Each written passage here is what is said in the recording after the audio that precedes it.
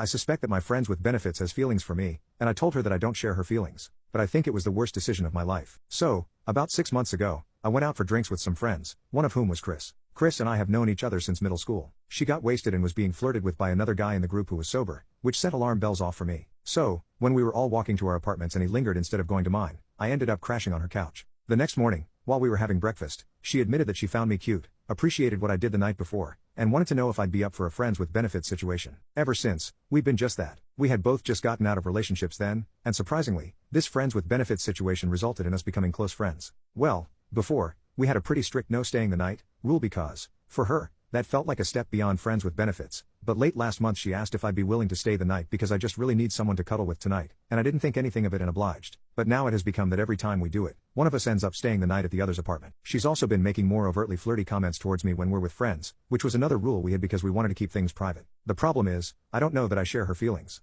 She's amazing, don't get me wrong, beautiful. I can't undersell this. I work in a field where I work with models regularly, and most of them do not compare. No idea why she picked me, of all people, brilliant, driven, and one of the kindest people I know. I think she's one of those people that you're lucky to meet even one of in your whole life. I know once feelings get involved, there's no real going back to strict friends with benefits, but I also would rather get buried alive than hurt her. So I would love advice on how to handle this. Update: I called her and told her I suspected she had feelings. I was right. I informed her that I didn't have feelings and wasn't ready for a relationship out of panic. Thankfully, it was therapy day. I talked things out with my therapist about how I have serious fears about getting back into a relationship, how those fears made me react way too quickly, and how now that things potentially collapsed, I've re-examined how I feel about her. After therapy, I just let myself sit with things for a while. Then I called her. The call went to voicemail, so I texted her to let her know I wanted to talk and preferred to do it in person if she was willing. She replied and said she was willing to meet for dinner to hear me out. I explained how my last relationship messed me up and how that made me panic when I realized she had feelings, leading me to act before I even gave myself time to process. Then I told her how I really felt. That her voice is my favorite sound, how her smile is what I see when I close my eyes, all of it, and most importantly, that if she was willing to be patient with me, I wanted to give us a shot.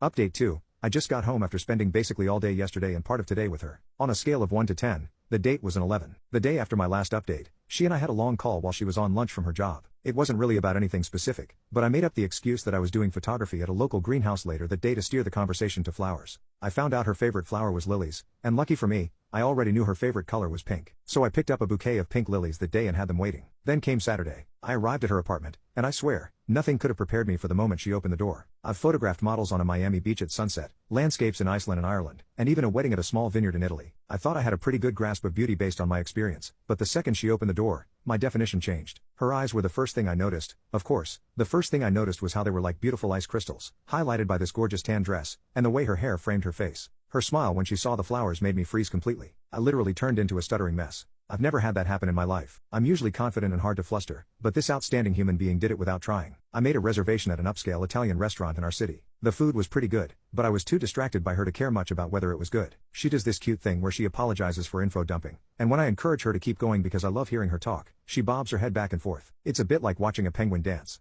I don't know how else to explain it, but it makes me smile whenever she does it. After that, we walked a block to a bar because they had live music. I asked her if she wanted to dance with me, and we did. And then it happened. She kissed me. It's weird, we'd made out before, but it felt different this time. It was like the lights dimmed around us, and everyone else disappeared for a moment. It was just us in each other's arms. I ended up staying the night with her, and today we just laid in bed until around 1 p.m., chatting and cuddling. After we finally got up, we went to get lunch together. We discussed what we both want for our future. We both want kids, and we both agreed that we wanted to adopt at least one of them to pull a kid out of the system and give them a good life. Our goals really seemed to align well. The only difference was that she apparently wants a spring wedding. I always planned on getting married in the fall because of photo opportunities. Guess I'm having a spring wedding.